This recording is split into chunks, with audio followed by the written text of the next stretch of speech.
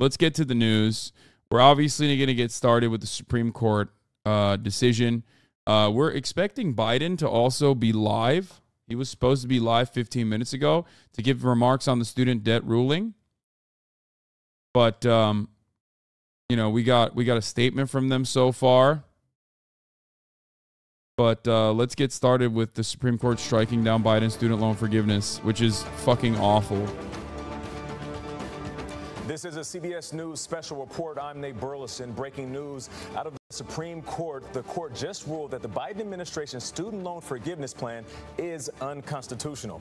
The White House estimates the plan would have affected 37 million Americans. For the record, there was no standing and no genuine harm established in this situation. And in another situation involving the gay graphic design story. And yet both of these rulings were completely partisan, were completely ridiculous, and also, I would even say, unconstitutional. But it doesn't matter because that's the Supreme Court, baby. They get to decide on whatever the fuck they want to, however they want to, and you can't do a fucking thing about it. 120 million people will be impacted by this decision because they decided to do so. Well, guess what? Doesn't matter. Sucks to suck. And was set to forgive up to $20,000 in federal loans per qualifying borrower. The plan has been on hold since 6 Republican-led states who claimed the program violated President Biden's executive power took the administration to court.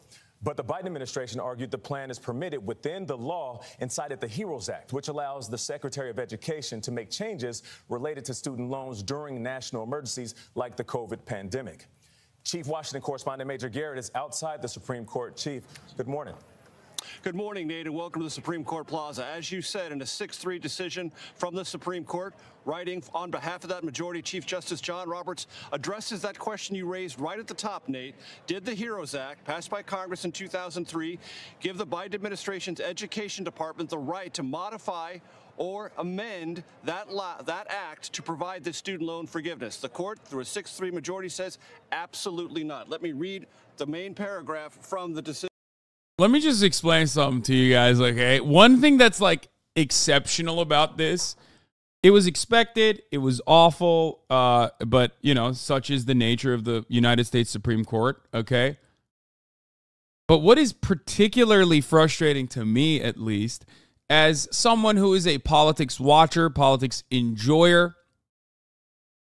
Brett Kavanaugh, he has a lot of experience with debt relief, okay? As a matter of fact, when he was running or when he was slated to be appointed to the United States Supreme Court, obviously you do a background check, and in that background check, certain things popped up. Brett Kavanaugh had a tremendous, mountainous amount of debt that may or may not be related to his gambling addiction, his sports book.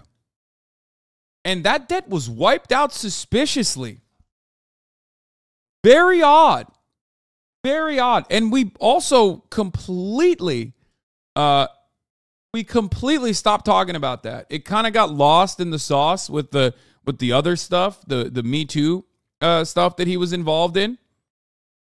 And for some reason, nobody really mentioned that. I think it's a good time to bring that back in the especially coming on the heels of this ridiculous, absolutely unimaginably cruel decision that the Supreme Court made that basically favored a couple corporations who claimed that they could be potentially harmed financially by this decision and put their interest, their financial interest, over the interest of 120 million Americans.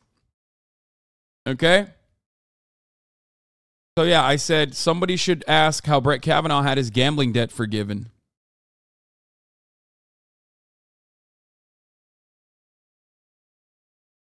Debt disappeared or the debt was transferred to somewhere under the table? We don't know. We don't know what happened.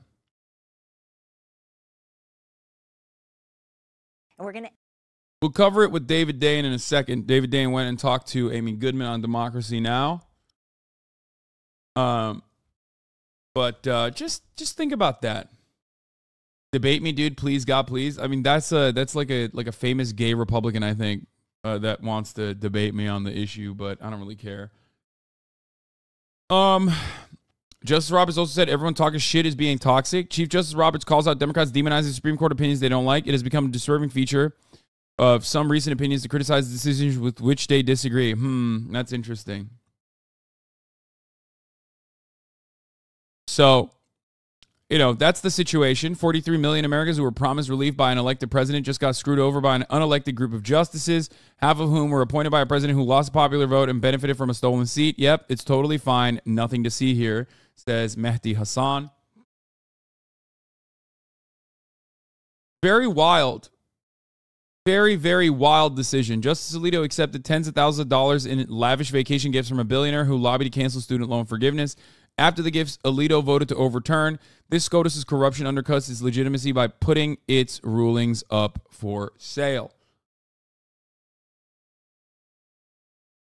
New York Times useful life hack on how to escape student debt. All right, you know, we'll get to all the fun memes that are coming out of this like horrifying story that is basically yet another demonstration of the banality of evil, the evil that you experience in your everyday as an American citizen in a system that is completely corrupt and does not have your best interest at heart. What even makes this unconstitutional? I don't think anything makes this unconstitutional. It's very much within the boundaries and power of the United States president. Okay, this is anyone that tells you that this is like unacceptable or like we gotta fucking defer to the Supreme Court on this is fucking ridiculous. They are lying to you. Okay, they have been duped. At least some of the other people are like, well, this is unfair that it's happening to begin with. Like, those guys are fucking assholes, but at least they're not like, I don't know, completely in the wrong. They're still wrong. They have the wrong opinion, but they're not like wrong about the law, at least. You know what I mean? As long as they don't say that it is illegal for the president to do this. Because it is perfectly legal for the president to do this. Decision. The HEROES Act provides no authorization for the Secretary's plan when examined using the ordinary tools of statutory interpretation, let alone clear congressional authorization for such a program, meaning the court said Congress never intended for any administration to use the HEROES Act to waive all of this, or grant, rather, this loan forgiveness. What is interesting about this, Nate, dude, what's up with the PPP loan forgiveness? Why the fuck is nobody talking about the PPP loan forgiveness? Oh, no, that's constitutionally apt. That's totally something within the power of Congress. Like, well, you know, why did that happen? Oh, that's right. It's because that was for, you know, small businesses and mega corporations for the most part. So that was okay. That was like the upper middle class to like wealthy Americans that benefited from that. So fuck you to the student workers. You do not get even a little bit of financial restitution, which you shouldn't even need to begin with, because there should be no debt incurred to get educated, okay? It is fucking insane. It is so stupid. The idea that you need to be saddled with debt to become a more productive laborer when alternatives exist, where other countries that are also developed nations, not only in most instances pay for the college education, but sometimes pay you to go to college. It blows my fucking mind. Stop saying worthless degrees. You're a fucking idiot, okay? You are a dumbass. I'm just going to tell you right now, there's no such thing as a worthless degree. It does not fucking matter that you consider something to be worthless. You would not have a stupid take like this, perhaps if you had a degree or if you learned how to read, okay? There's no such thing as a fucking worthless degree. I don't give a fuck what kind of like gender queer theory you're learning in college. It does not matter, okay? Every single instance of education, which is usually comprehensive to begin with, because even if you're getting a fucking a degree in gender science or whatever, you're still learning a lot more basics. You're still learning critical thinking. It's advancing society regardless, okay?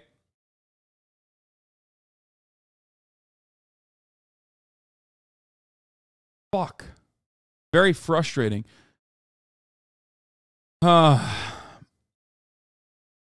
People forget science requires language, ethics, literally everything people consider useless. Yeah, I don't care about how stupid people are.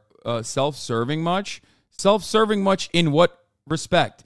If you think it's self-serving for me to say that every single American deserves to get a college education for free because that would objectively make this country a better place, and you think that that's somehow self-serving to me, then newsflash, you're right. It is self-serving to me. It's self-serving to you as well. You're just too stupid to recognize it's self-serving to you as well.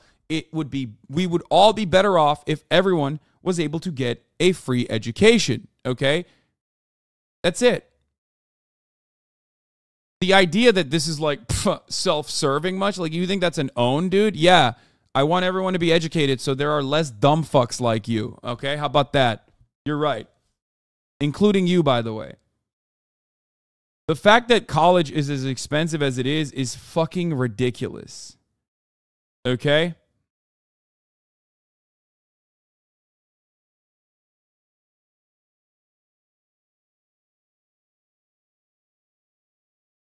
What?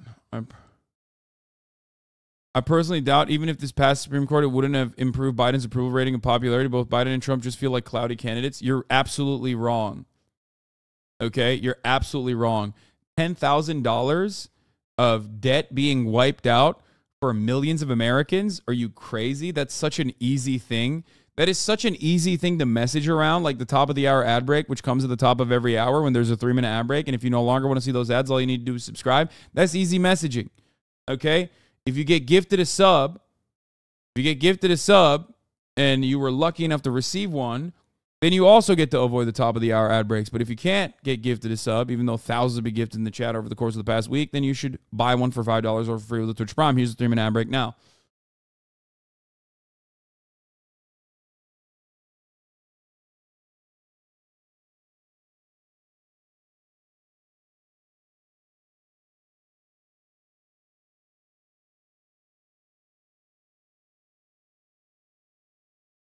Lord of Peacocks, thank you for the 5 gifted.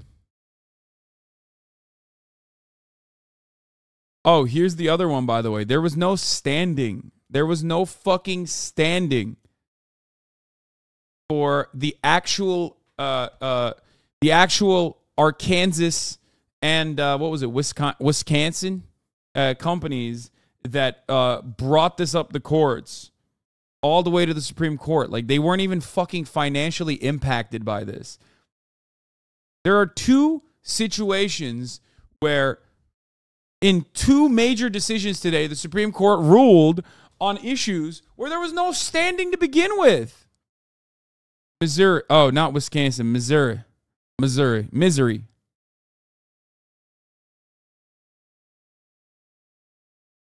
Absolutely unimaginably cruel for no particular reason other than the financial interests of those that engage in debt refinancing, like SoFi, people that actually spend a lot of money to make sure that these Supreme Court justices are put in positions of power, positions of prominence to, you know, to dish out decisions like the ones that they just did and lobby the government, both the Democrats and the Republicans, right?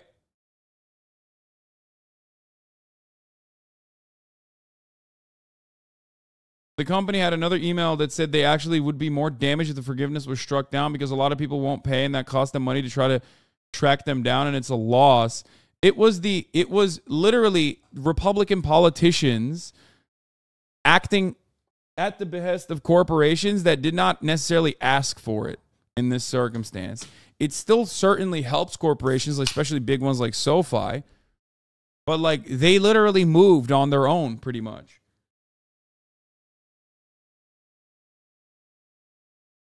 Is that this is an intent. No one has currently received any debt loan forgiveness. So the 37 million Americans who would benefit from this took out loans or received Pell Grants with the expectation they would have to repay them.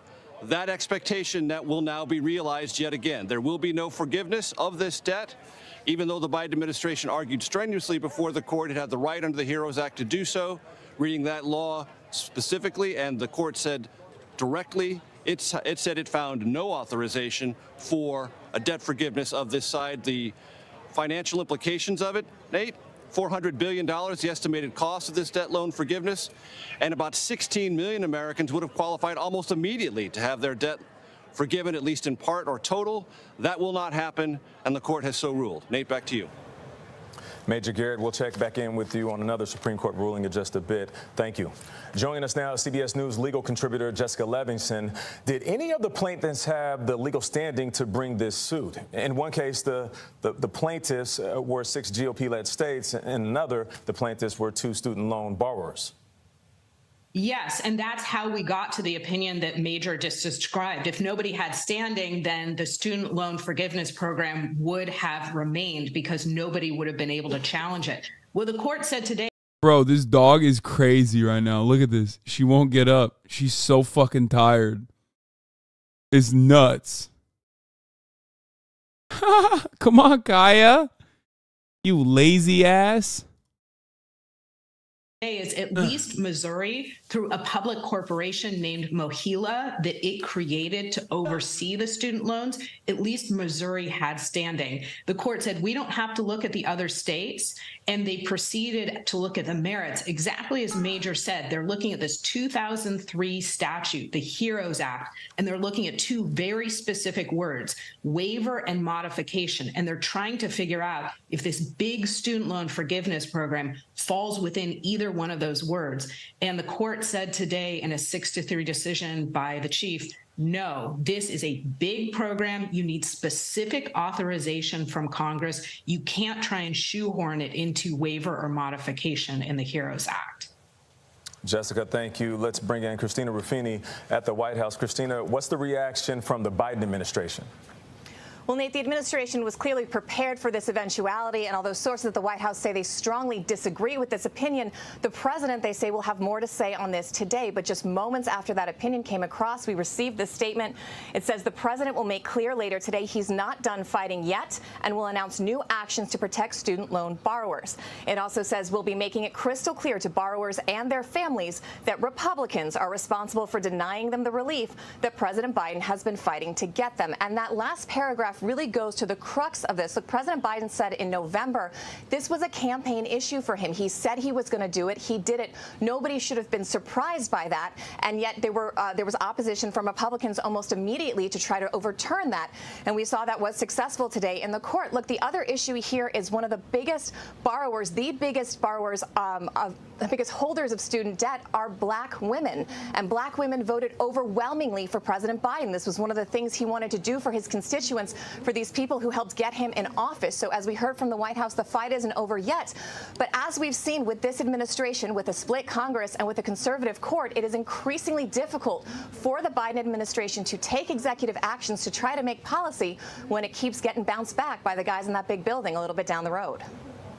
So what are the possible next steps for the president? We'll have to see. They could try to do another executive action. You know, in those arguments, one of the justices mentioned this is something that really should come from Congress.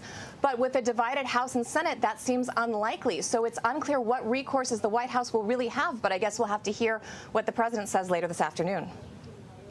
All right, Christina, we appreciate you. Seems like 1 in 8 Americans will have to restart those payments. The money they were saving for possibly cars or even homes will have to be put on hold if this is indeed the case. We'll check back in with you later. Let's go back to Major Garrett, who I called Chief a little bit earlier at the Supreme Court. Major, there was a big decision that was released today, another one as well. Let's get to that. What do we know? So this case, Nate, was about the tension between First Amendment rights and LGBTQ rights in the state of Colorado. Lori Smith, who is a web designer, wanted to design websites specifically for marriages, but she only wanted to design those websites for heterosexual couples seeking to be married. She described herself as an artist. She said that these websites would be unique and artistic. And she wanted to post on her business, which doesn't exist yet but is aspirational, that she would not provide any of her web services, her creative web services, for same-sex marriage couples. The state of Colorado informed Lori Smith that she would be violating the state's anti-discrimination law. She sued because she said her First Amendment rights were being violated, and by a 6-3 majority written by Justice Neil Gorsuch, the court sided with Lori Smith, saying that that anti-discrimination public accommodations law in Colorado prohibits her from exercising her First Amendment right to say, I oppose same-sex marriage. Let me read to you a portion of Neil Gorsuch's decision and opinion. Quote, the First Amendment's protections belong to all, not just to speakers whose motives the government finds worthy. In this case, Colorado. Biden's live on the SCOTUS decision. Let's go to Biden right now. It was a worthy program, but let's be clear. Some of the same elected Republicans, members of Congress, who strongly oppose giving release to students. Let's see what he's going to do about this. Hundreds of thousands of dollars themselves in relief, members of Congress, because of the businesses they were able to keep open. Several members of Congress got over $1 million. All those loans were forgiven. You know how much that program cost? $760 billion. My program's too expensive. $360 billion more than I proposed in my student debt relief program. I was trying to provide students with $10,000 to $20,000 in relief. By comparison, the average amount forgiven in the PPP, the pandemic loan program, average amount forgiven was $70,000. Now a kid making $60,000, trying to pay back his bills, asking for $10,000 in relief. Come on, the hypocrisy is stunning. You can't help a family making $75 grand a year, but you can help a millionaire and you have your debt forgiven. My plan would not only have been life-changing for millions of Americans, it would have been good for the American economy. Freeing millions of Americans from the crushing burden of student debt. More homes would have been bought, more businesses would have been started, more couples would have had the confidence to start a family. Millions of people would have felt they could get on with their lives. These Republicans blocked all that. Now, in addition to the hypocrisy, some of these Republicans in Congress are shamelessly pushing to advance a bill in the coming weeks that gives hundreds of billions of dollars in tax breaks and handouts to the wealthiest Americans. They still haven't given up on making permanent a $2 trillion tax cut that they never paid for. Never paid for. $2 trillion. So let me be clear. For Republicans in Congress, it's not about reducing the deficit. It's not about fairness in forgiving loans. It's only about forgiving loans they have to pay. Today, the Supreme Court sided with them. I believe the court's decision to strike down my student debt relief program was a mistake, was wrong.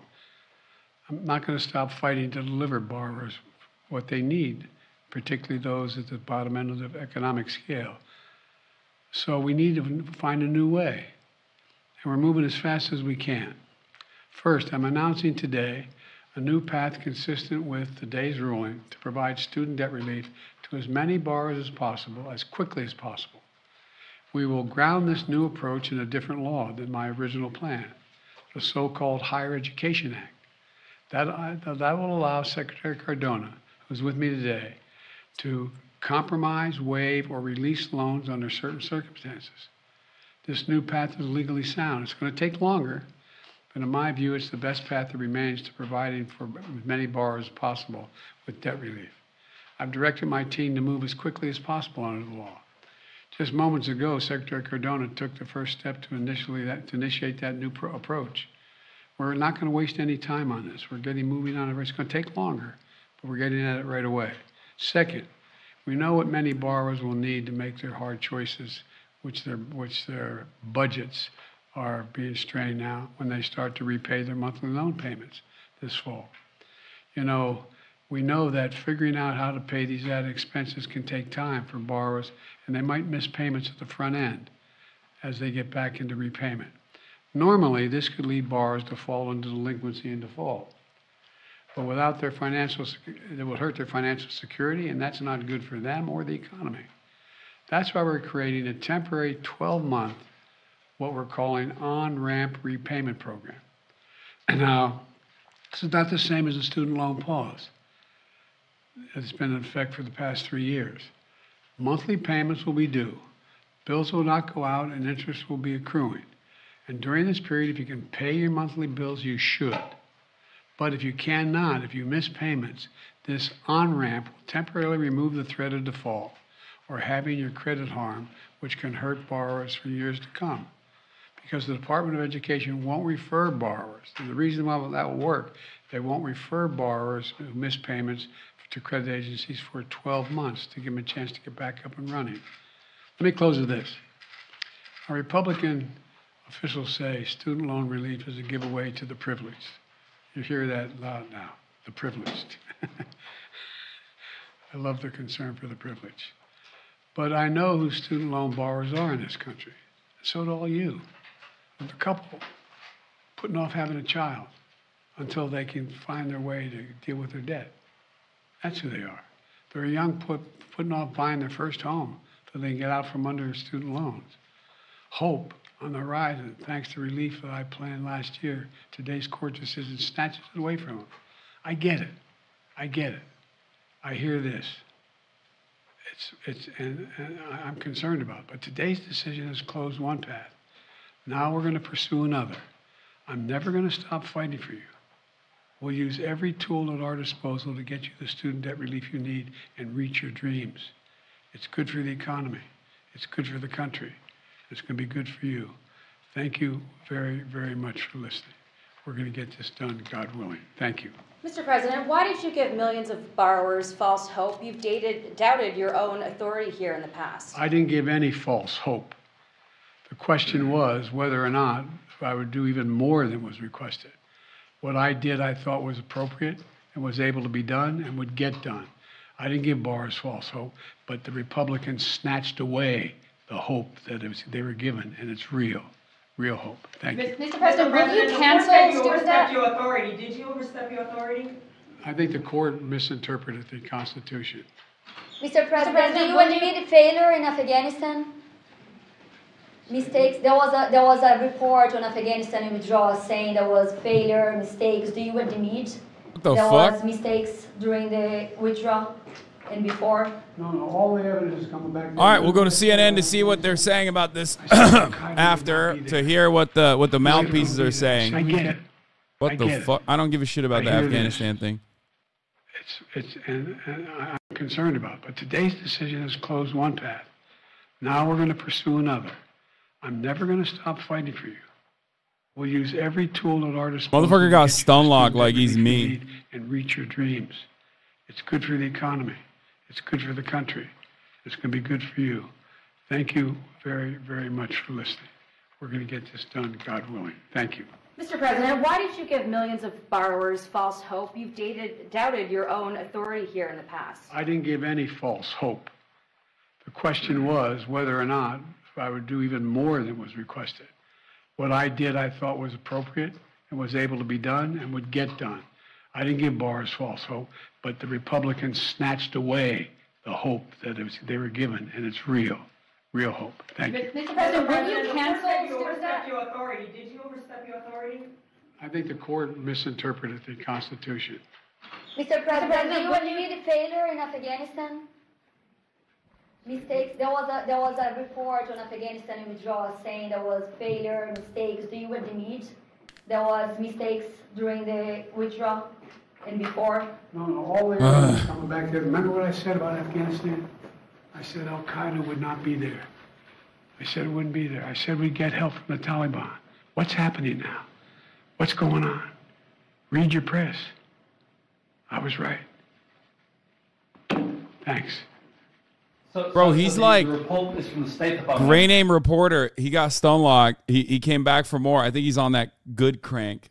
But let's see what the CNN people have to say about it. Student loan debt forgiveness that was struck down by the U.S. Supreme Court today. Let's go straight to Jeremy Dayen, who's over at the White House for us.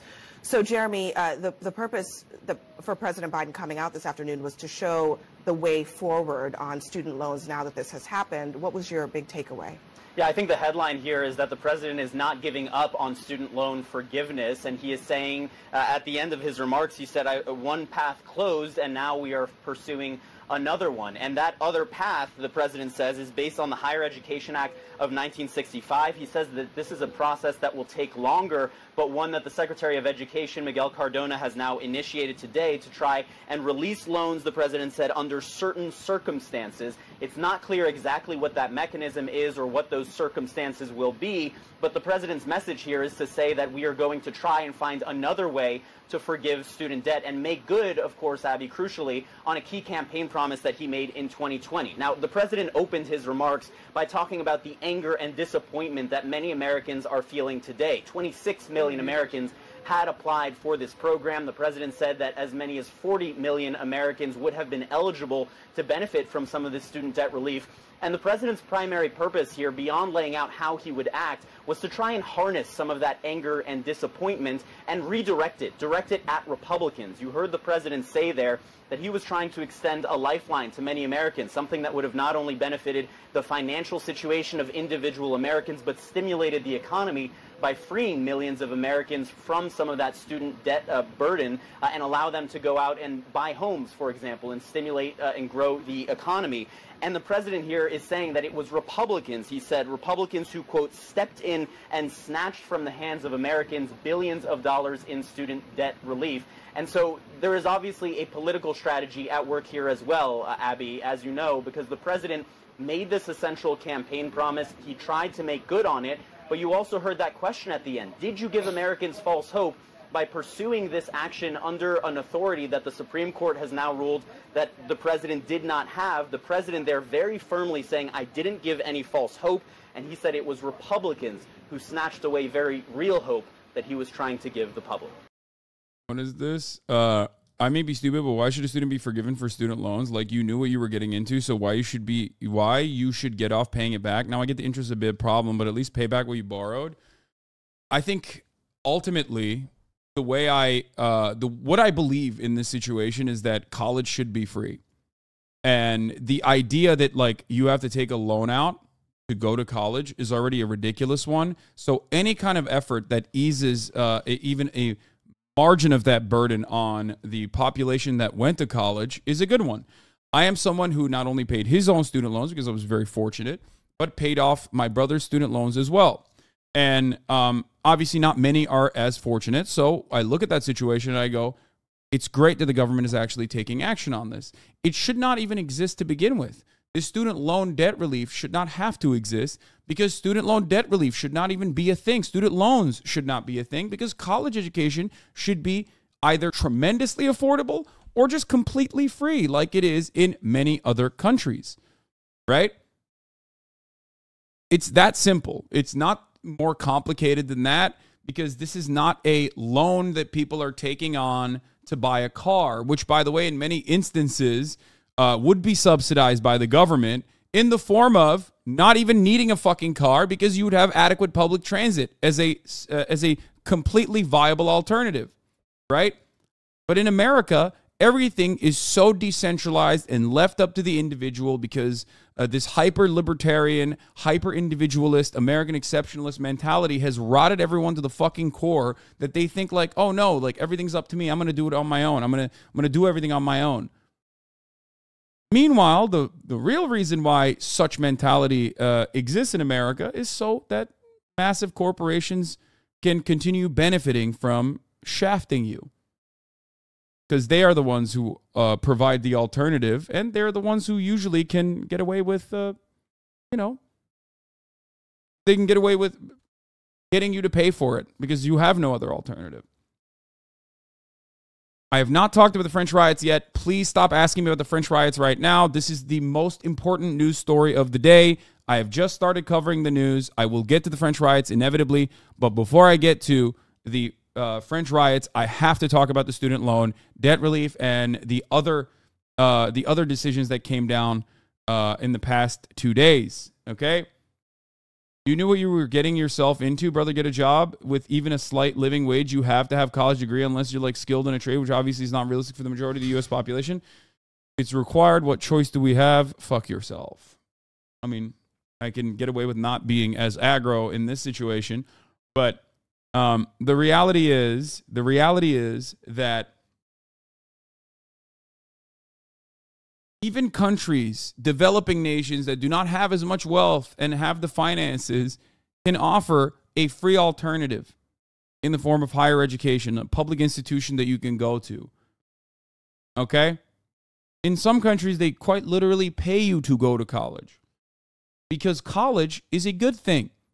Okay? No matter how much people say, oh, it's stupid, it's dumb, whatever, why are you fucking going? It's like, or no matter how many people talk about like how silly it is to get like ridiculous degrees or whatever, ultimately, college is a good thing. It's a good experience to have. You learn more critical thinking skills. You learn a lot in college. Even if you're not paying that much attention, you still learn a bunch of things in college. You get to be in a diverse environment, a walkable city, enjoy some level of adequate public transit. You know, these are all things that you get to experience in college, okay? It's a good thing.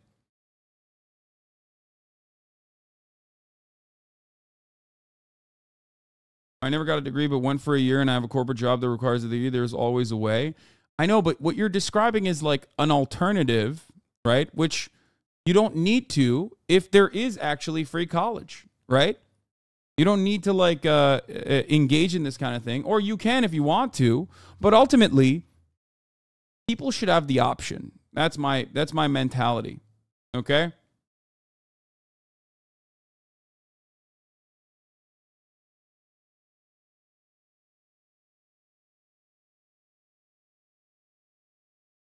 Is college the same as university for you? Yes, college is university. That's what we're talking about. University, higher education, a bachelor's degree or higher. So it's you'll in the upcoming days you're going to hear a lot about this decision and why it was a good thing and how it's unfair to do this loan debt relief to begin with. And it's bullshit. The argument that has stood the test of time still applies here. If you had to get chemotherapy and that's the only way you could get through cancer treatment, okay? If there was a better alternative to chemotherapy and it was invented, you would never turn around and go, no, everyone should go through chemotherapy. Because I went through chemotherapy, and that was really fucking unfair for other people to go through, to skirt along without any sort of chemo and the pain that comes along with it to get rid of the cancer in their bodies. If someone were to make that argument, you would consider that to be absolutely fucking insane. Now, I agree it should be affordable, but you should still pay it back because of a choice made by a person going to college, or there should be an alternative to higher education for people who want to go but are less fortunate and can't afford it. You are quite literally describing the alternative to the higher education people that want to get that, which, by the way, education is the most important form of upward social mobility, most important ladder for upward social mobility, for the record. But you are describing the alternative and still going, but I still think people should pay it back. It does not matter. There is no fairness conversation here. If some harm was done to you, are you a good person or a bad person? Let's say harm was done to you. Okay? And now there's a way to avoid that harm. For others, would you say, well, harm was done to me, other people should go through it as well? No, right? I don't think you would agree with that. So explain your position from that perspective. Hopefully you can develop a newfound one.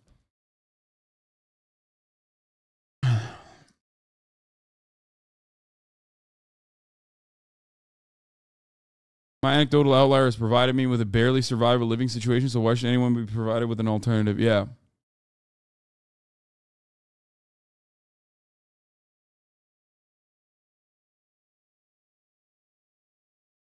Ask chatters if they want to live in a country full of morons or not. That's why we need a free education. I think a lot of chatters would rather live in a country that resembles their own fucking idiocy. So those are the ones who are chirping right now. If you went to public institutions, should you pay back your kindergarten all the way to 12th grade? Because private alternatives to that exist. Tomorrow, it could be privatized. The government currently at least offers some level of income and some level of funds to the public institutions so you can get a K through 12 education. Should you start paying back that too? Is that what libertarians are going to do? You do through taxes. Yeah, you'd be maybe maybe your perspective would shift a little bit if you realize that you also pay for public institutions of higher learning as well in your taxes and get pretty much nothing in return, for the record. Great. I agree. You and I both agree. We already pay for it, and we pay a fuckload more in taxes that goes God knows where, most of the time to the military-industrial complex. Maybe you should go to the colleges. You just described a pivotal part of Bernie Sanders' 2016 and 2020 platform for free college. The irony also is that you already have been paying your taxes, and the federal government absolutely has the opportunity to abolish this debt. If we're going to talk about the constitutional viability or whether or not the president has this power to begin with, the answer is yes. The president does have this power. Okay?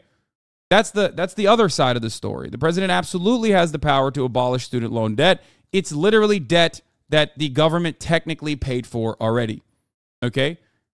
Department of Education, which is controlled by the president, has the capacity to forgive all matter of debt. It's already been paid for. Don't say no as the Secretary of Education. Who appointed the Secretary of Education? What are you talking about? It's still the president that has final say on the matter if he wants to, if he has enough energy. It is perfectly constitutional, and anyone who says that it's not constitutional is out of their minds. They're wrong. They're absolutely wrong. I really, really, really love watching American brain dummies make any argument for why free education is a bad thing. Same guys who quote tweet other dog brains like Elijah Schaffer when he posts some video from China with a guy making soup very fast and saying something like, "We are falling behind as a nation." Yeah. Yeah, we should go to college to learn how to make soup very fast.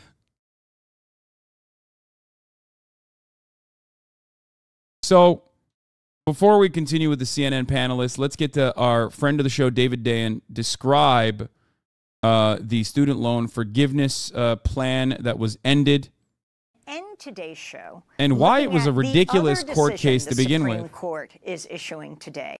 To decide the fate of President Biden's student debt relief plan, we're joined by David Dayen, executive director, executive editor of the American Prospect, where he has a piece headlined, "The Student Loan Case's Unwilling Participant." David, coming out of what we just heard with Melissa around the fake gay marriage website, talk about what you found in this other Supreme Court case. Yeah, it's a remarkable amount of similarity here, really. So in the student loan case, the key issue is standing. Is someone injured by the fact that people are getting this debt relief from the government on their student loans? And the state of Missouri, along with several other states, brought this lawsuit, and they claim that because there's a thing called the Missouri Higher Education Loan Authority, which is a servicer, they do the day-to-day operations on the loans, that because they will be harmed, allegedly, actually they won't be harmed, but because they will allegedly be harmed by losing a number of student loans to service, then because they owe the state of Missouri money, they might not be able to pay it back. And there are just enormous amounts of reasons why this is problematic. First of all, the loan fund that allegedly the Missouri Higher Education Loan Authority won't be able to pay back to the state of Missouri, they haven't made a payment on it in the last 15 years, and internal documents show that they have no intention of paying into this fund. The second thing is internal emails have shown that the Missouri Higher Education Loan Authority had nothing to do with this case, didn't file it, didn't solicit it. Here it is.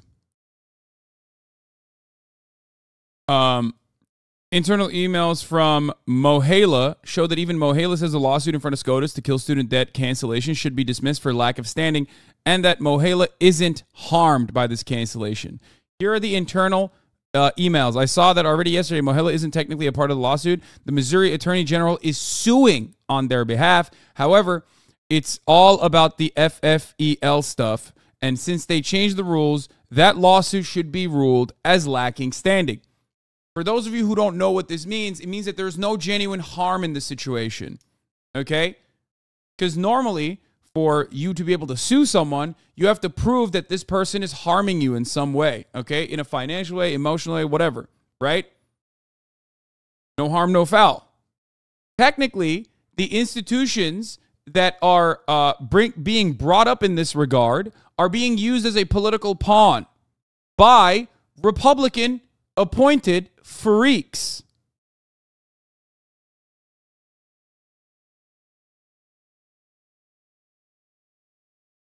No, I think MOHELA was opposed to this move, but couldn't do anything about it. The Missouri State Attorney General needed to claim that our borrowers were harmed for standing, so they're making us look bad by filing this, not only with Missouri on it, but especially bad because they filed it in MO.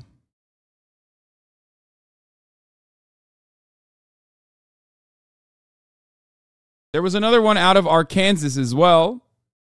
Okay, there was another one out of Arkansas on top of this, but the reality here is that there is no, like, there was no real fucking harm being done to anybody, and they still went along with it for political purposes, for political reason, to take out a campaign promise that Biden had made, that he had every right to do so, that he could have easily followed on.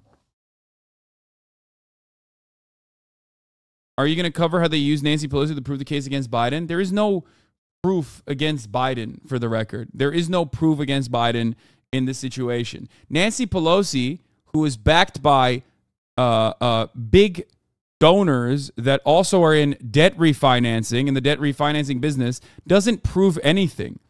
That just proves that she's a fucking awful demon, okay? Which we all knew. There's no proof there. They did do that, though. It doesn't matter, but it's not proof of anything, guys. It just means that she's a fucking demon. Who cares about her big donors? That's it.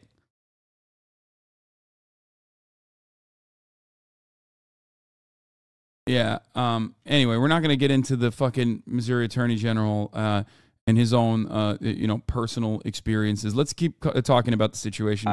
Didn't know it was happening and didn't know they were being used as a substitute for standing for the state of Missouri until they read about it in news reports.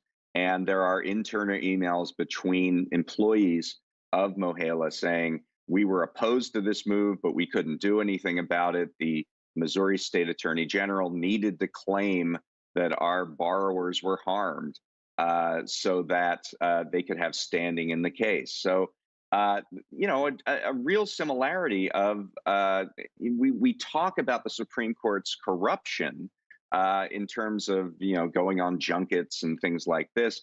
But I mean, maybe a deeper corruption is the fact that they seem to not check the basic facts in these various cases, and they're ruling on things that aren't legitimate in some way. How are these not being fact-checked? I mean, it really... Talk about how you found it. Talk about how you found it. It was through state sunshine laws. The Missouri Higher Education Loan Authority. It's called MOHELA? MOHELA is sort of a state instrumentality, and they, in fact, the only way that the state of Missouri could get information from MOHELA is that they had to use state sunshine laws to extract that information.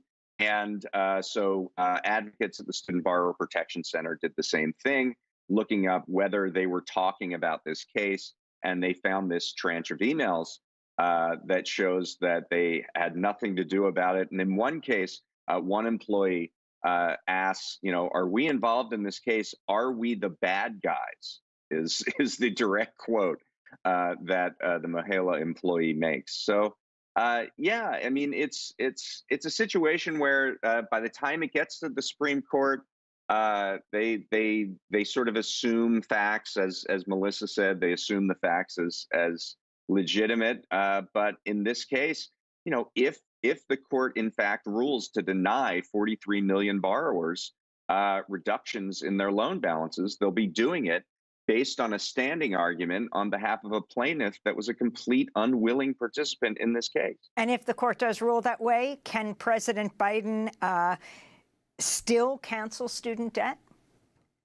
A lot of advocacy groups say that the president could use other means. Right now, they are using the authority granted under something called the HEROES Act, which allows them in the cases of emergency like the pandemic to ensure that borrowers aren't made worse by that situation. They could also use the 1965 Higher Education Act and its compromise and settlement authority to reduce loan balances. It certainly remains to be seen if the Supreme Court sort of slaps down the president, whether he would be willing to use another authority to try to do it in a different way. David Dayen, before we end the show, I want to ask you about another SCOTUS point. And for people who are not familiar, SCOTUS is Supreme Court of the United States. As we reported today in headlines, the wife of Supreme Court Justice Samuel Alito leased land to a fossil fuel company for oil and gas exploration around the same time the firm stood to benefit from a major environmental case before the High Court. The Intercept has just reported that Justice Alito did not recuse himself from the case, even though his family stood to profit from the outcome. And he ended up writing the 5-4 majority opinion in Sackett versus Environmental Protection Agency, which gutted protections for U.S. wetlands under the Clean Water Act. At the time, his wife, Martha Ann Baumgardner Alito, had an agreement with the firm Citizens Energy to earn revenue from any oil and gas produced on her land in Oklahoma, which she inherited from her father. And of course, this following the bombshell report in ProPublica that found that Justice Alito took this undisclosed luxury fishing vacation with Republican megadonor Paul Singer in 2008, then later ruled in Singer's favor in several cases. Singer, a major donor to the Manhattan Institute, the Republican think tank that supports blocking student debt relief. Members of the Debt Collective demanding Alito recuse himself from today's Supreme Court ruling on President Biden's plan to give 40 million student borrowers up to $20,000 each in debt relief. Your response to these latest revelations, which, of course, follow the revelations around Clarence Thomas and his relationship with the billionaire donor Harlan Crow? Well, I mean, the fact is that the Supreme Court is really a rogue institution. I know they put Nancy Pelosi in here, chat. I know. It doesn't matter. It's not proof of anything. As then Speaker of the House, Nancy Pelosi explained, this is on the opinion, people think that the President of the United States has the power for debt forgiveness. He does not. He can postpone, he can delay, but he does not have that power. That has to be an act of Congress in a press conference, said the Office of the Speaker of the House. Okay? Yes. That is the nerdiest way to just like own the Biden administration. Okay?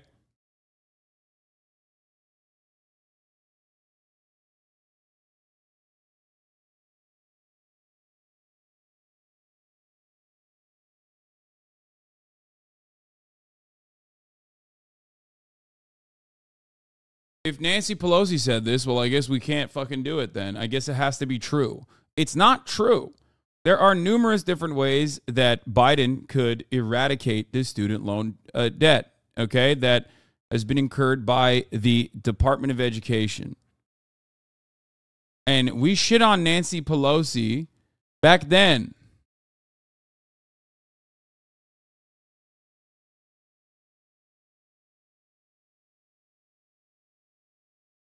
When are you going to cover the LGBTQ plus Supreme Court ruling? Dude, I'm not going to cover it, okay? I'm not, because I hate gay people, so I'm not going to cover it. Like, can we just go through this really fucking impactful story? Like, shut the fuck up, okay? Shut the fuck up and wait.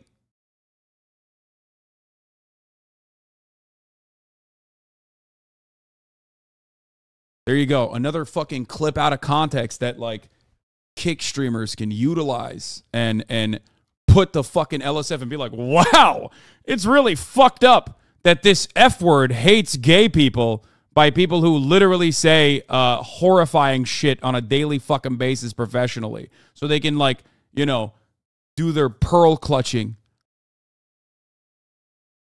Fuck, man. Concerned trolling is so frustrating, like literally jailable.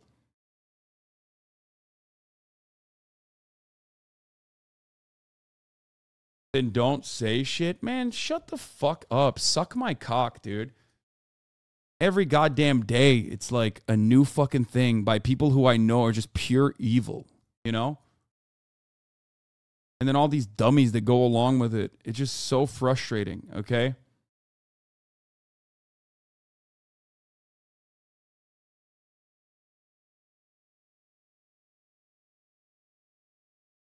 Yeah, I should just stop fucking streaming because like a bunch of freaks will brigade Reddit posts to try to fucking create controversy. You know, fuck it. I should just stop my entire live's mission. Let's continue. Mo, you so mad. Yeah, you got me, dude.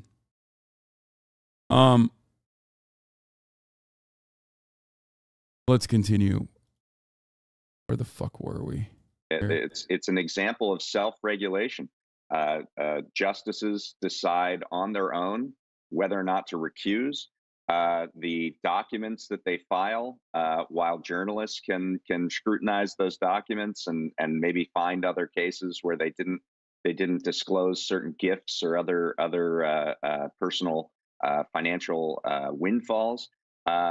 There's basically no sanction for it. These are lifetime appointments. I mean, this is what arrogance looks like in manifested form.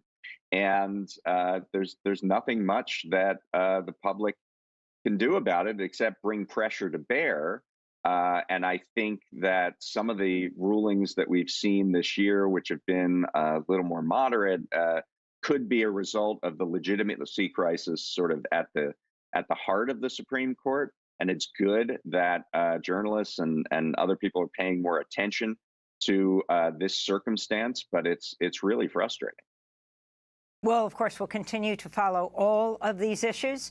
David Dayen, executive editor of The American Prospect, his piece will link to the student. Yeah, let's talk about what David has written, because he's written extensively on the subject. So after today's words, because Biden came out and spoke about what this new program and new cancellation methods were going to look like. So here's what he had to say. So according to the president's words, they're going to create a new program, I presume, with the same parameters under the Compromise and Settlement Authority of the Higher Education Act that we discussed as the main way to cancel student loan debt years ago. Because there are still ways to cancel this this student loan debt. He mentioned that it will take longer. I think this is what that means. There are a couple of regulatory hurdles. They are discussed in this letter. There's something called the Federal Claims Collection Standards that requires a rulemaking if an agency wants to cancel debt owed to the government. There are federal standards that govern this authority. Congress granted Education Secretary its own authority under the HEA, and these Harvard lawyers think it controls. But others have been wary of that interpretation. A 2016 amendment to these rules does reference the FCCS. In addition, late in George W. Bush's term, a regulation modified the Secretary of Education's authority to compromise or settle a debt, giving the Department of Justice a review and comment period on any proposed resolution of a claim that's over $1 million. At the very least, that review process would have to happen. At the most, the Secretary would have to go through the FCCS process. Either way, that would take time. That's why clearing this regulatory underbrush should have been done in January 20 or 2021, not 3 years in. Now, of course, the SCOTUS could then try and turn around and knock this down. Because they also said that Title 4 of the Higher Education Act of 1965 governs federal financial aid mechanisms, including student loans. The act authorizes the Secretary of Education to cancel or reduce loans in certain limited circumstances. The Secretary may cancel a set amount of loans held by some public servants. He may also forgive the loans of borrowers who have died or become permanently and totally disabled, borrowers who are bankrupt, and borrowers whose schools falsely certify them, close down, or fail to pay their lenders. The issue presented in this case is whether the Secretary has authority under the Higher Education Relief Opportunities for Students, the HEROES Act of 2003. to depart from the existing provisions of the Education Act and establish a student loan forgiveness program that will cancel about $430 billion in debt, principal, and affect nearly all borrowers. Under the HEROES Act, the Secretary may waive or modify any statutory regulatory provision applicable to the Student Financial Assistance Program under Title IV, as the Secretary deems necessary in connection with a war or other military operation or national emergency. Okay? For those of you who are saying, why didn't Biden do this earlier? It's because it wasn't so close to the midterms. Okay? That's why.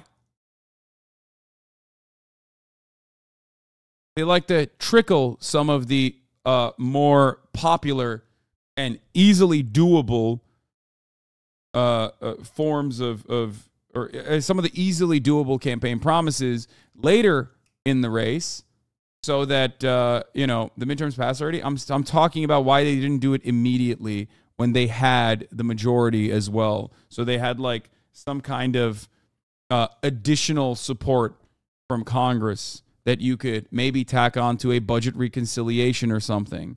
Okay? Which, by the way, who knows if they could have done that, because obviously there are plenty of spoilers within the party, and that was their goal. Their goal was to literally destroy Biden's agenda, which Biden himself is not all too keen on advancing.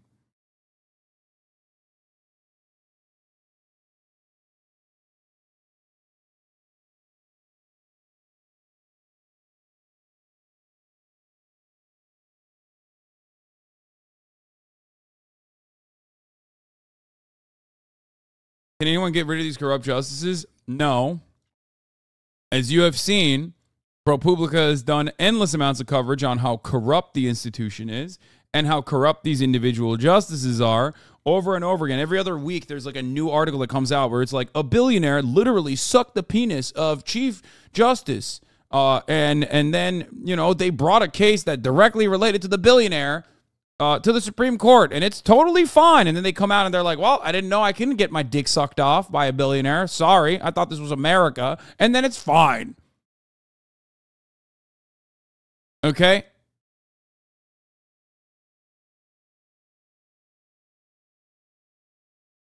So, there's not really much you can do. I guess you can expand the Supreme Court, but obviously, Joseph Robinette Biden is not interested in that, and I have to go back and refresh my, knowledge on how to legally be able to do that. But ultimately, it is.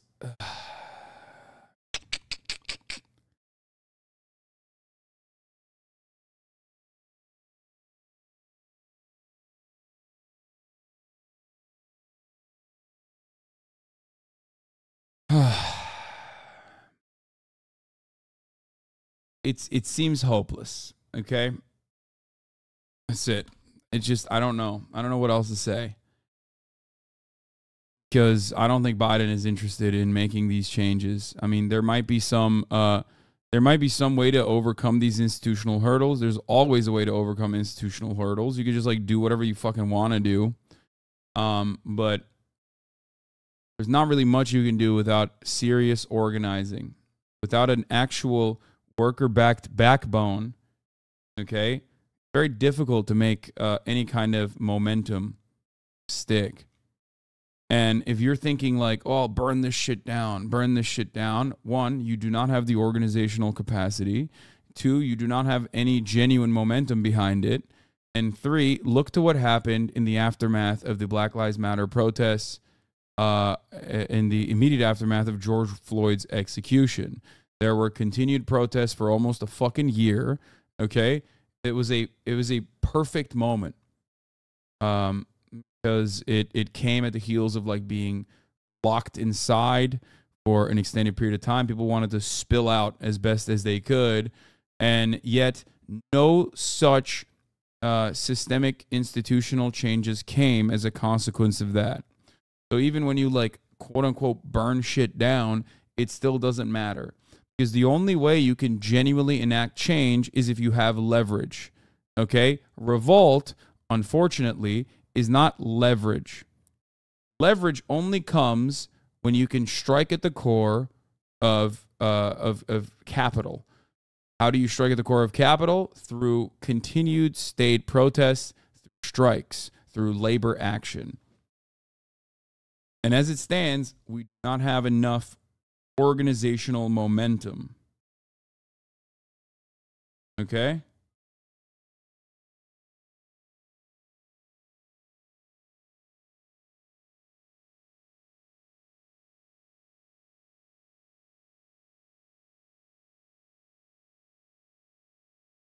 Take your despair somewhere else, Boomer. This is not despair. This is realistic solutions.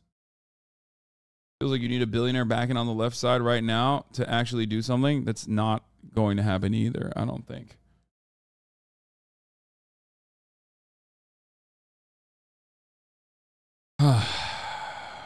Just so fucking stupid. Here, let's take a look at more perfect unions. A short video on the matter. It happened. The Supreme Court just killed your student debt relief.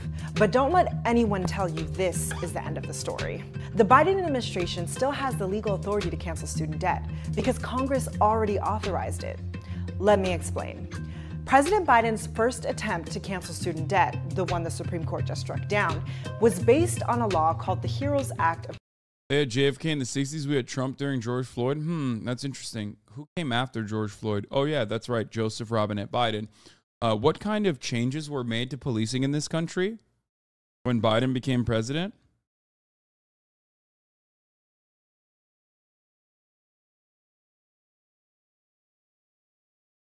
What did the Democrats want to do as far as change to begin with?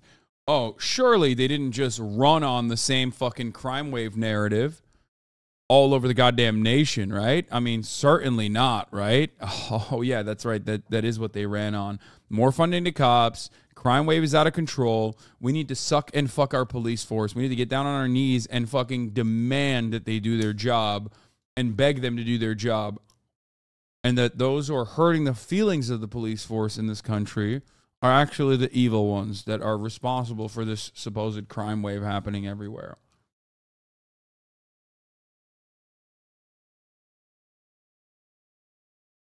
Of 2003. This law gave the Education Department the power to waive or modify student loans for people affected by a national emergency. The Biden administration claimed the COVID pandemic was a national emergency, but the Supreme Court abused its power and rejected the president's argument. Thankfully, there is another law under which Biden can legally cancel student debt. We talked to Persis Yu, a lawyer at the Student Borrower Protection Center, to explain the legal mechanisms Biden can still utilize. The administration's hands are absolutely not tied in this circumstance. There are many tools that the secretary can use. In particular, the secretary already has the authority, and the president can direct the secretary to use the authority to cancel student loans under the Higher Education Act, under the provisions which allow them to settle, compromise, modify, and waiver any of the debts in their portfolio. This is a tool that the Department of Education regularly uses in the maintenance of its portfolio. In fact, we've seen instances where, for example, Secretary Betsy DeVos canceled certain borrowers some amounts of student loan debt during the last administration. The president can direct the secretary to take these actions to ensure that student loan borrowers are still given the debt relief that they desperately need right now. The nation today has a $1.78 trillion student debt burden. Like, this should not exist. You understand? It should not. Why does this exist? There should be price control set on institutions of higher learning, okay? Because they are out of control. This is a reality that Republicans only acknowledge as a way to deflect away from the student loan debt relief, as a way to attack the student loan debt relief, to say, oh, this doesn't tackle the problem. No, this tackles one of the consequences of the problem. The problem still persists. You need to also deal with the issue. But it's completely ridiculous. It's completely ridiculous that we are expected to subsidize our own labor force becoming more productive, okay? There's a reason why every other goddamn country has made this fucking free, or they literally pay you to get this educational training. It's so insane. the notion that we have to pay out of pocket for this is absolutely insane. Burden owed to the federal government by about 45 million Americans. That's about 1 in 5 U.S. adults. It's no surprise that this far-right, corrupt Supreme Court has decided to strike down relief, deciding in favor of a plaintiff that doesn't have standing, a harm that never happened, and false claims that were never checked. This base. I feel like, oh yeah. I feel like so many people don't understand what you said earlier. This debt is already paid for. The government isn't giving money they don't have. They quite literally use as a way to make money. Exactly. Like, this is not, you know, it's not coming out of your pockets. When so many people lied about it and they were like, well, who's going to pay for it? Who's going to pay for it? It's like, dude, you already paid for it. Okay? You already paid for it. You paid for it. Taxes paid for it. It's already funded. It doesn't matter. Debt that the government, that you took from the government, okay? Which is precisely the reason why Biden can just erase it. The education secretary could just tomorrow say, all right, no more debt. Fuck it, YOLO.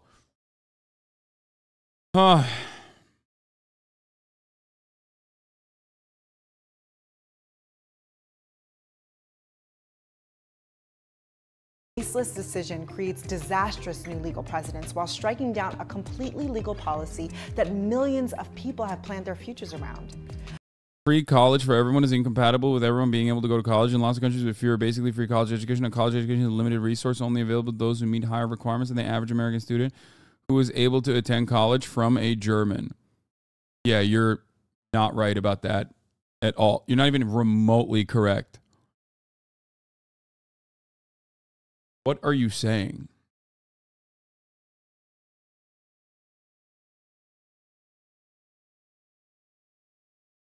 Like, I don't even understand the argument that you're trying to make. Are you trying to say that, like, when people can pay their way to go to college, a lot of dumbasses can get this education, which is a good thing, whereas if it's free, then you have to compete with others for limited resources?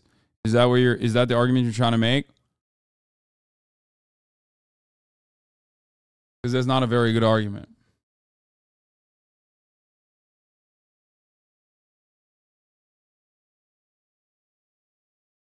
They put you on different tracks in 8th grade? Okay. I understand. They do that in Turkey as well. And there's still an opportunity for you to go to college regardless of the track you're on. So what does that mean? What do you mean by this?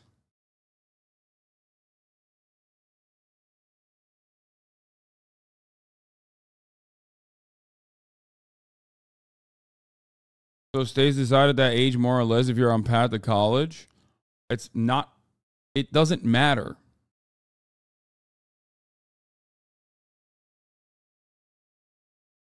I don't even understand what argument you're trying to make. If you want to go to college, you can go to college. Financial burden is not all of a sudden a new way to stop you from attending college. And guess what? You could also not do this. You know what I mean?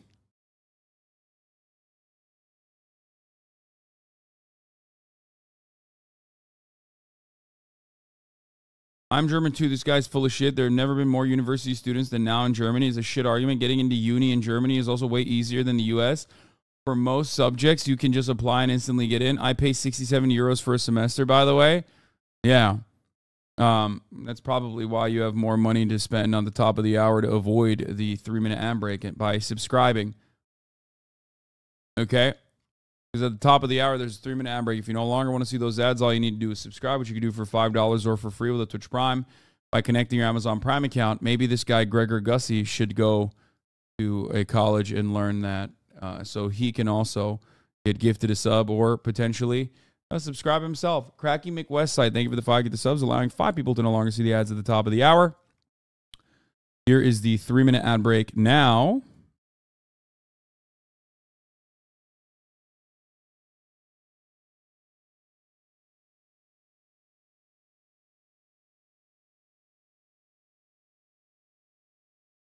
The education paradox. One needs higher education to climb the ranks in a capitalistic structure. However, one needs capital to get education in the first place. It makes no sense. If we believe that education leads to higher incomes and social mobility, putting a hurdle on it makes no sense. Yeah, except it does make sense. It makes sense from only one perspective. And that is the perspective of the capital owning class, especially when you consider their short-term gains. Let me explain. College being expensive benefits those institutions. They make more money. That's great for them. But it also benefits capital owners and business owners, because now when you have upward social mobility, you actually, or when you're supposedly, theoretically, a bachelor degree student, you should have upward social mobility, but don't actually have that. You want to know why? Because you're saddled with a shitload of debt. And when you have a shitload of debt, you take on whatever job you can, or even jobs that you want to, you'll take on without a second thought about whether or not it pays you adequately. Because you have to immediately start paying those debts.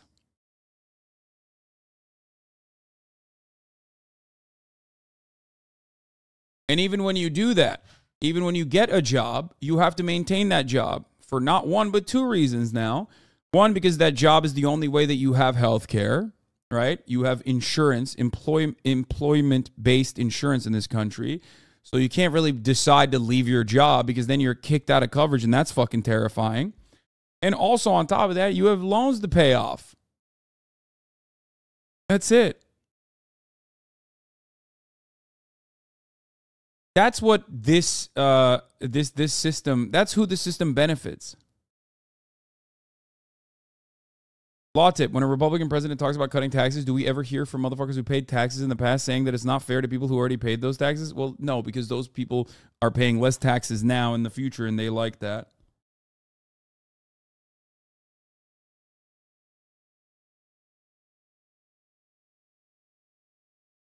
And if people were not in debt, they would want more from their laws in society. The excuse that there used to be you need more education will be gone.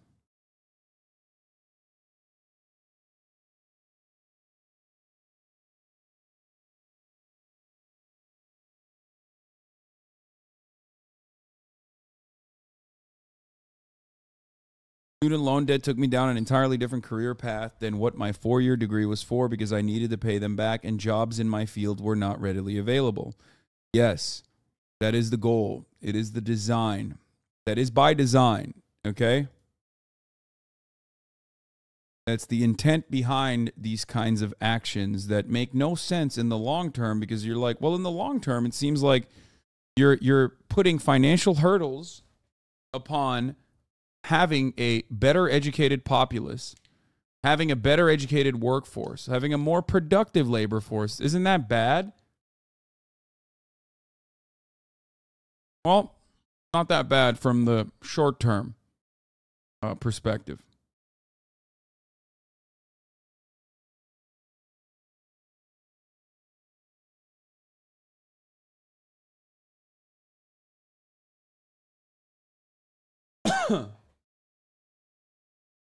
Even SCOTUS thinks the chirping from individuals is stupid in Department Education v. Brown, which is why they had to jump through hoops with MOHELA and Missouri on the Biden v. Nebraska case.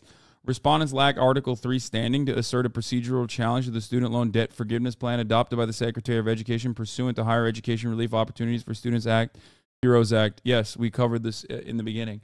That is just insult to injury. Like, I don't even care about the procedural hurdles that they completely bouldered through, right? Because I don't think process is real. And this basically proves it. And that's why I showed you that there was no standing in this circumstance. And the victim, the quote-unquote victim in this situation, openly admitted in private correspondence that have been revealed since that there was no standing. That there was no harm being done to them, and yet they still took on this case and went forward with it. It's like if your brother borrowed money from you, let's say, Okay. And then you were like, all right, you know what? It's fine. I don't really give a shit. Like, I don't need to get the money back. But then some cop was like, no, that's still theft. You're going to fucking jail. You know what I mean? Like, wait a minute. I don't want this. It's fine. It's totally fine. It's like, nah, that's theft, dog. Sorry. Rules are rules. You're going to fucking jail. Obviously, this is very reductive. There are multiple components that I did not mention in this story, in this analogy, but that's how it works. My apologies. Can you look at the last question? Sorry, came across as annoying. Not my intent. My last question. What is this? What exactly is our goal then? Not to sound pessimistic, but it feels like everything we do is useless and has no meaning at this point. No organization or political power. You just chip away at it, my friend. You can't have a defeatist mentality. Just because things are awful, just because things seem hopeless, doesn't change the reality that you shouldn't have revolutionary optimism in your heart. Ultimately, you're doing the right thing. Ultimately, you're working towards a unified goal to better people's lives, and that should give you all of the good feelings that you need to feel in your heart. Okay. Incrementalism, bat chess. Yeah, no, that's what I'm saying. I'm saying incrementalism. Vote for the Democrats and shut the fuck up and go to brunch. Okay.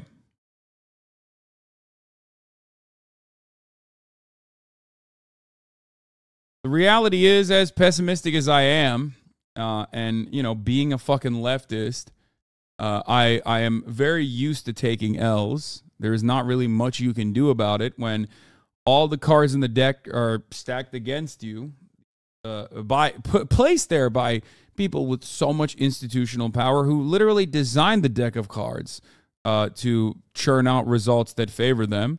But you can't stop yourself from picking away at the problem. There's not much else you can do. Motherfucker thinks I can afford brunch, lol. Yeah, that's what I'm saying. Yes, as I always say, society prospers when old men plant trees, the shades of which they will never sit in. Which I paraphrase all the time and quote all the time in the worst ways possible, but that's how it works.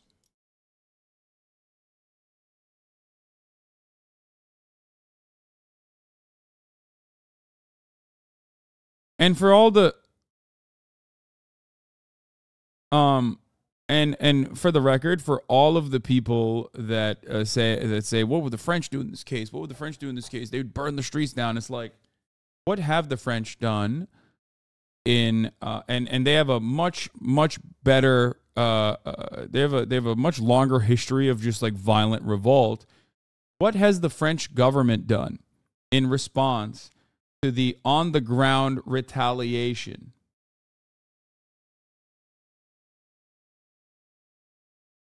They didn't do shit. They didn't respond to it at all. They just bouldered through. They didn't give a fuck. So what did they get across? They got nothing. So even in France, that shit is no longer hitting in the way that it used to. How do you mentally cope with the fact that you'll never get to enjoy its shade as you bust your ass planting the tree? What? I don't give a fuck.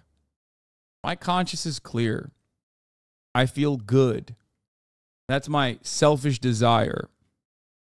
And it makes me happy to know that I'm working away in a goal that might not immediately be realized, but it doesn't matter.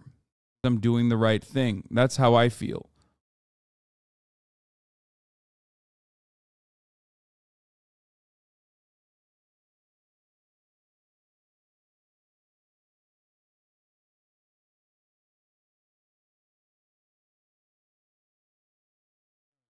What chatters need to learn is they're living in some of the shade planted by old men who did the same thing. We must continue to plant trees for future generations. Yeah, I mean, a great example of this is quite literally what you are enjoying now, right? It's called the weekend. Some of you have the capacity to enjoy it. Some of you don't. But there's a lot of people who do. How do we get there? Well, there was a long and hard battle that was fought. I did. No, it's in the box. It's in a box next to the ledge. You didn't see the box? No.